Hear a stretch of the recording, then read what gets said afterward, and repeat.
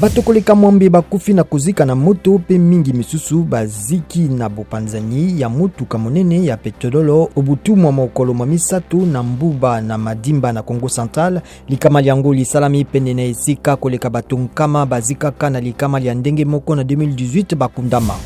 Mokambi ya kala ya misala mi maponami pe motambusi ya etonga ya ba methodiste Daniel Ngoy Mulunda apesami bonsomi na mokano ya cour ya cassation sima na kolekisa pene na sanza tukumi bale na boloko bonene ya Kasapa na Lubumbashi. Sukumi bale ya parlement ya ekolo Congo Démocratique ezongeli misala mi ya yango lobiluleki pona session ya sanza ya Mwambe. Mokambi ya Assemblée nationale apameli na lisikulu ya ye Rwanda pe mokonzi na yango na kopesa maboko na M23 pe oyo ya Sénat asengi makasi masalama pona kusukisa kuluna. États-Unis elobi ezali komitungisa mingi na bitumba bizongeli na nord ya Ethiopie. Mike Hammer motindami ya sika ya Amerika na etuka ya lisekeli ya Afrika asengi ngambo iso kotika bitumba pe kukoba masolo.